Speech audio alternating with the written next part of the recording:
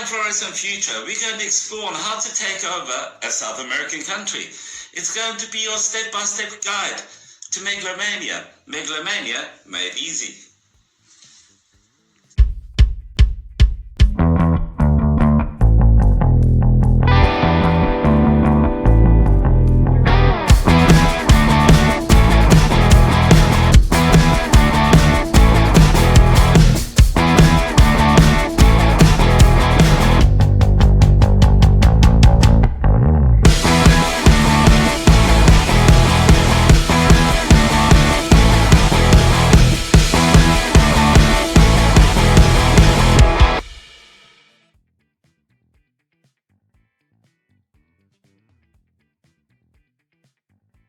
Okay, today we're going to discuss something that was absolutely fantastic.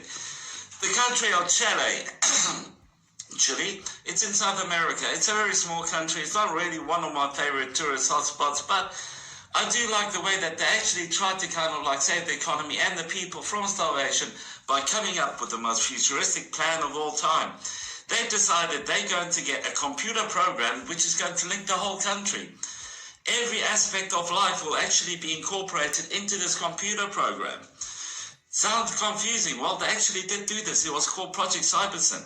Now you're thinking to yourself, how is that possible? It's really simple. First thing you do is you get a really cool command center, like the one behind me. That over there, that really sweet looking lounge, is actually where everything happens. It's the entire country's information gets fed into that lounge, so they know exactly what to do and how to do it. They decided to incorporate every single aspect of life into this. We're talking agriculture, we talk, like farming, but every aspect of farming. We're talking about how tractors perform, stats on that, how many fields they got empty, how many fields they got trouble with, how many fields are underperforming, how many workers didn't come to work. That is just the farm aspects. Then they decided to do the manufacturing aspects. Then they decided to do roadworks, education. So if someone is sick, automatically they got someone to replace them. If there's a blockage on a road, they know how to go around it. They have basically computerized the entire country. And this was done under the main man called Salvador Allende. But the reason I call him the main man is because this man was fantastic. He's the ultimate charlatan of all time. And may I just say, he done a fantastic job of convincing the people that this was real. Now, this project was called Project Cybersyn. Now, if you're thinking to yourself, I've never heard of Project Cybersyn, that's because everyone's trying to sweep it under the rug and hide it. This was an absolute, utter sham.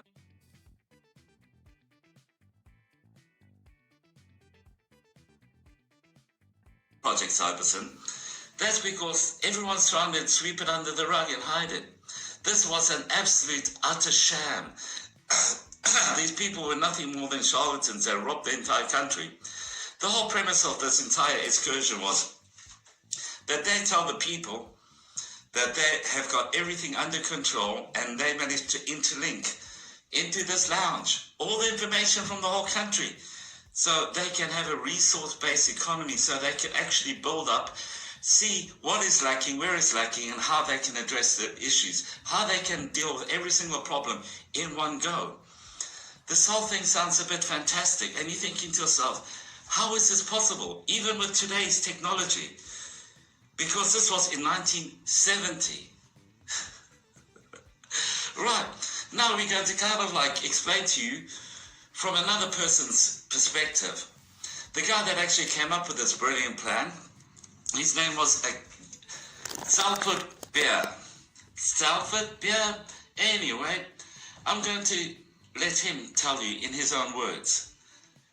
Or not really his own words, it's more like his own mumblings. A potential throughout the economy. This had been, by this point, very largely nationalized, as you probably remember. We had at least 200 of the major firms accounting for more than 60% of the whole national economy under the control of this organization I mentioned, the State Planning Organization.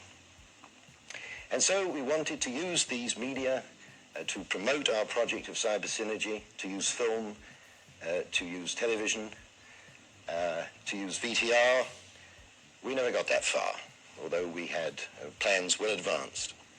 And then to close the loop, you see that word algedonic meters. I don't think that I had time in the last program to tell you about algedonics. Algedonics means pleasure and pain, and really the intention of that loop.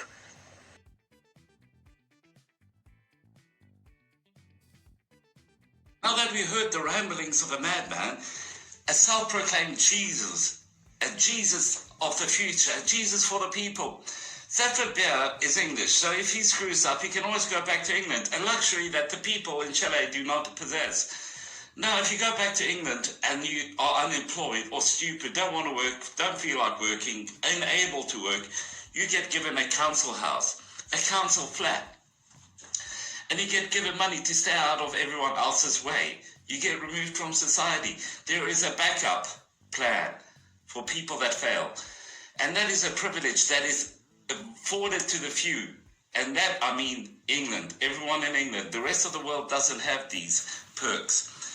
Now, just moving along with this before I go into a massive rant, you can see all of this was fake.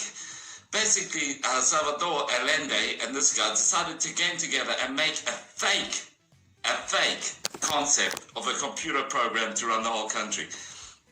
Now, on second thought, when you take a look at this, you'll start realizing a few minor details. We're going to go with it. The actual truth of this cyber sign was factual and could happen. It had stark resemblances to George Orwell's 1984. Thank God it was fake, because otherwise the consequences would have been traumatic. But now we're going to go into another part of this. Why was it fake? Let's go. The way of controlling the body. And then I went into the business of controlling the state. And so I said to him, let us suppose that these elements of the state are the big departments of state, like the foreign affairs and the economy and home affairs, so on. And then we'll have those, and the following things will happen, and then we must have a system two, and I built it up on a piece of paper lying on the table between us. Then a system three and a system four, and I got that far. And then I got to system five, and I drew a big histrionic breath. And I said, I was going to say, this compañero presidente is you. Before I could say it, he suddenly smiled very broadly, and he said, System 5, at last, the people. That was a pretty powerful thing to happen. It had a very big influence on me. I can't go into that aspect.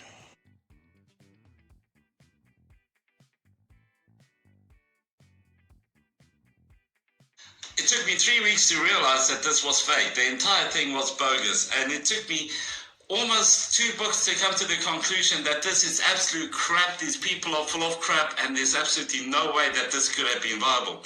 Now, if you take a look at the cool screens that you got over there, the monitors, they're not actual monitors. They didn't even have the materials to build the monitors. It's a sheet of perspex, which is like a thin plastic. And at the back, they've got a projector projecting everything onto the actual screens. So it looks like they've got a computer monitor, which they don't have. Then, on further inspection, I discovered that the actual really cool seats that I would really love to have in my own home, with the little command module, something like an Xbox controller, were fake.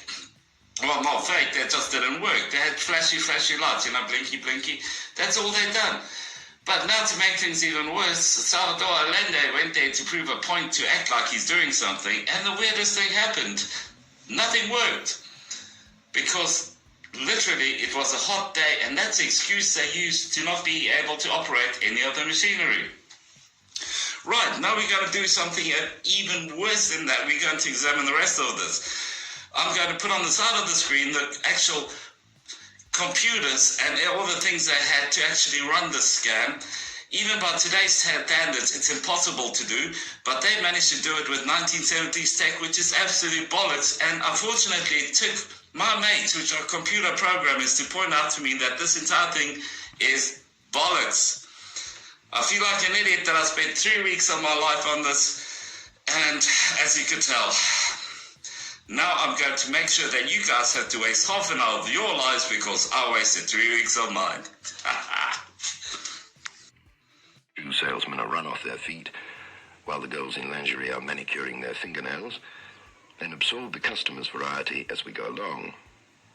For, you see, not only do we need variety to absorb variety, but we need exactly the same amount of variety to do it. We were speaking just now of the law of gravity in physics. It's perhaps the dominant law of the physical universe. What we have arrived at in the departmental store is the dominant law of societary systems, the law of requisite variety. When I sort of thought that this entire episode was going to have some credibility, I decided to contact loads of people. By loads of people, I mean way too many people. Out of 20 people or so I contacted, 4 got back to me.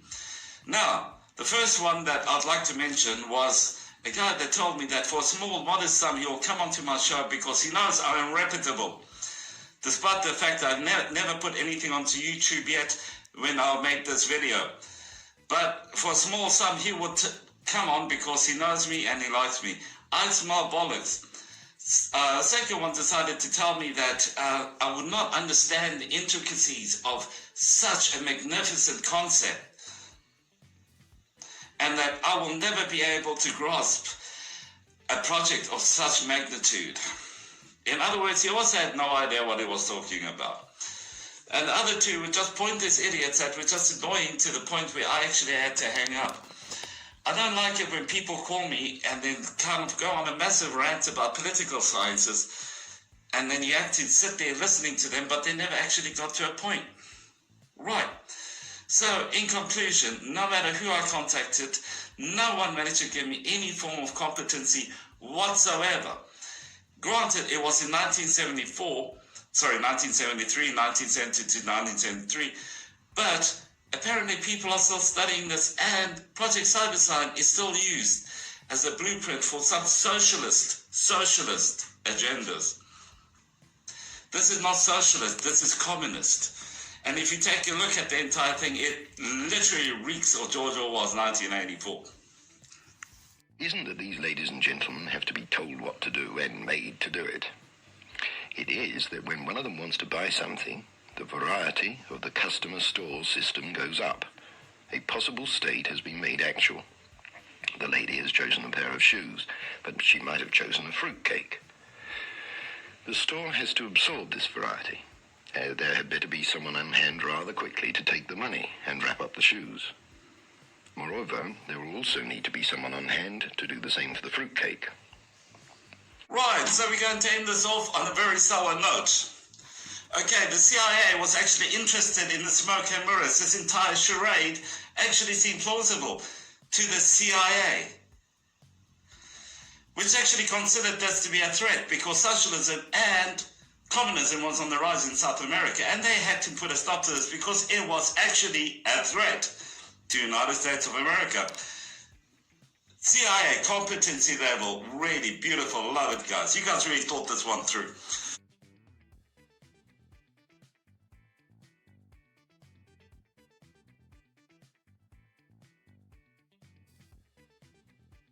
CIA competency level, really beautiful, love it guys. You guys really thought this one through. But I'm not going to kind of like batter you guys because you guys might batter me. Sorry, bad joke. So, we're going to kind of like understand the following facts. That all of this was fake. All of this was a fraud and it was well orchestrated. And the people themselves paid the price. It was just a really brilliant way to rob the corporations that were in the country at the time. Small businesses, people's livelihoods, every aspect of Chile got robbed by Salvador Allende, posing as savior, as a kind of way to make people believe that they had hope and a future. Meantime, it was just a very, very well thought out heist. Now, as you can see, this beautiful studio that they had was at a secret location. The reason it was a secret location is because it was all fake smoke and mirrors.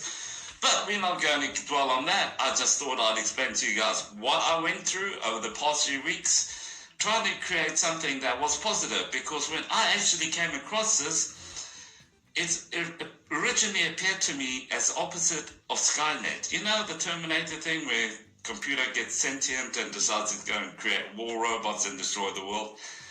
I actually thought people created some kind of artificial computer program that was going to save the world. Exact opposite. I even had loads of cool one-liners praising this, which I can't use because it was all bollocks. Now, guys, thank you so much for coming along the journey. I know Fluorescent Future was supposed to be about happy things in the future that make the world a better place. But now, I've decided to actually publish this one to show you guys that we shouldn't believe in people that tell us about what a brilliant future they have and how technology will save us all. Now, we're all wondering about why exactly is the idea of technology saving us? Can that happen? Can technology outperform a human? Is it possible for a computer to run a country? Is it possible for a machine to run a country and actually do a half-decent job? The answer is yes, because I live in England. Boris Johnson is in charge. If we replace him with a toaster, I don't think anyone will notice or care. A toaster actually serves a purpose. So with that in mind, I'm going to leave you guys and say, guys, thanks for being around for my rant. A lot of love to everyone. I do appreciate this. Sorry it was a bit lengthy and a bit aggressive, but hell, I went through 3 weeks of hell researching this, and you guys had to suffer with me. Excellent, guys. A lot of love.